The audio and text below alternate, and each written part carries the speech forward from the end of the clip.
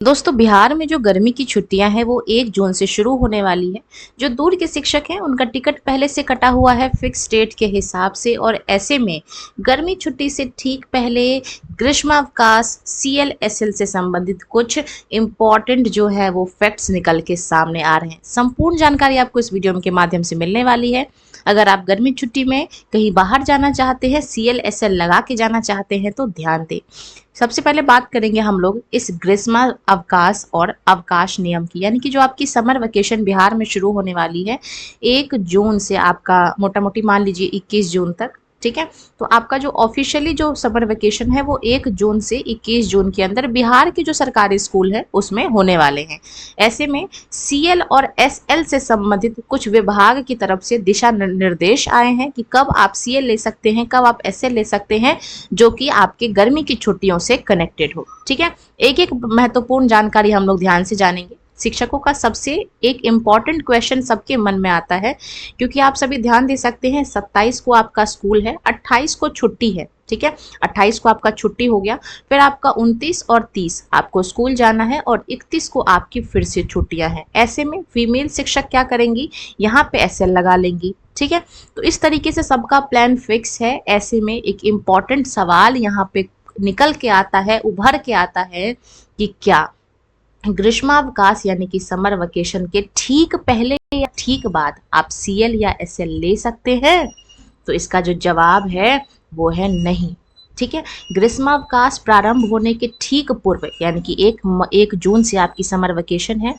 30 मई को आप कोई भी छुट्टी नहीं ले सकते हैं। 30 मई को आपको स्कूल में प्रेजेंट होना पड़ेगा, और इसी के आपका जो लास्ट है गर्मी की छुट्टी वो आपका 21 जून तक है। तो आपको 22 जून को आपको किसी भी हालत में स्कूल में उपस्थित होना ही पड़ेगा। ये अवकाश का नियम है, मानना ही पड़ेगा। ठीक है, इन दोनों तिथियों पर अगर आप विद्यालय में हैं तो आपको होना अनिवार्य है। इस चीज का ध्यान रखना है। गर्मी छुट्टी से ठीक पहले और गर्मी छुट्टी के ठीक बाद आपको स्कूल में प्रेजेंट होना इज कंपलसरी।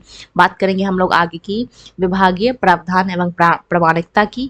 तो ये दोनों का पालन करना, निर्देश का पालन करना जो है वो अनिवार्य है। ऐसे में जिन शिक्षकों का पहले से टिकट है, जो यूपी से आए हैं या फिर अदर स्टेट से आए हैं, या फिर बिहार के टीचर्स जो कहीं और जाना चाहते हैं, उनके लिए ये जो नियम है वो लागू होता है। ठीक है, अच्छा, आपका जो ये वाला जो रूल है, आपका गर्मी छुट्टी से ठीक पहले छुट्टी और गर्मी छुट्टी से ठीक बाद छुट्टी, ये क्यों फेल हुआ? क्योंकि हम सभी जानते हैं कि आप लगातार केवल 12 दिन तक छुट्टी ले सकते हैं। ठीक है, आपकी गर्मी छुट्टी जो है वो ऑलरेडी 20 दिन की है, जो कि ऑलरेडी आपकी इस समय सीमा को पार कर रही है। उस पर अगर आप एक और छुट्टी पहले ले लेते हैं या एक छुट्टी बाद में लेते हैं, तो आपकी 12 दिन की जो लगातार छुट्टी है वो सीमा पार हो जाएगी। तो ग्रीष्मावकाश को क्योंकि विश्राम अवकाश माना जाता है, और अगर आप इसके साथ CL और SL जोड़ देते हैं लगातार, तो ये 12 डेज से ज़्यादा हो जाता है। इसीलिए ये जो एप्लीकेशन है वो रिजेक्ट हो जाता है, अस्वीकृत हो जाता है। बात करेंगे हम लोग आगे की। इसकी जो समय सीमा है 31 मई यानी कि रविवार से 21 जून रविवार तक है। ठीक है, तो ये आपकी समर वेकेशन की जो है वो डेट है। तो इस अगर ऐसा होता है तो 30 मई को आपको स्कूल में प्रेजेंट होना कंपलसरी है, और इसी तरीके से 22 जून को भी आपको पुनः योगदान देना आवश्यक है। ठीक है, नहीं करते हैं तो आपकी जो 12 दिन की समय सीमा है वो पार हो जाएगी। बात करेंगे हम लोग आगे की। अवकाश का आधार क्या है विद्यालय में योगदान का? विभागीय नियम के अनुसार किसी भी प्रकार का अवकाश जो है विद्यालय में योगदान करने के उपरांत ही लिया जाता है। ठीक है, आप सीधे छुट्टी से छुट्टी नहीं ले सकते हैं।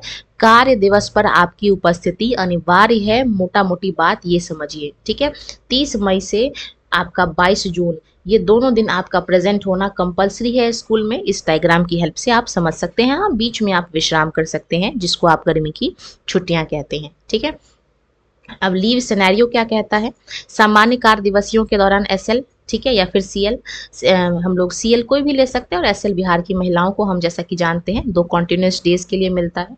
ठीक है, लेकिन बस वो 12 दिन से कम हो, वो आपकी टोटल CL SL की अवधि, तो आप ले सकते हैं। ठीक है, अगर आप 30 मई को लेते हैं, आवेदन देते हैं, तो आपकी जो 12 डेज की जो समय सीमा है उसका उल्लंघन हो जाता है। और इसी तरीके से अगर आप 22 जून को लेते हैं तो भी आपका जो है वो इस समय सीमा जो है वो अभाव माना जाएगा। ठीक है। बात करेंगे हम लोग आगे की, तो आवश्यक दिशा निर्देश यही है कि आपको ध्यान देना है कि अंतिम कार्य दिवस यानी कि 30 मई को आपको प्रेजेंट होना कंपलसरी है।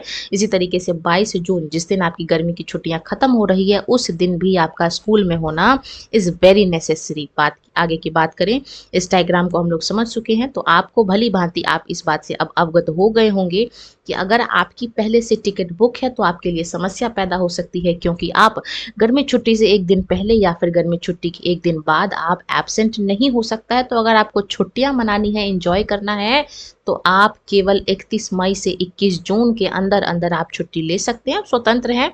ठीक है, इसी के साथ मैं वीडियो को यहीं विराम लगाऊंगी। जल्द मिलेंगे किसी नेक्स्ट अपडेट के साथ। धन्यवाद।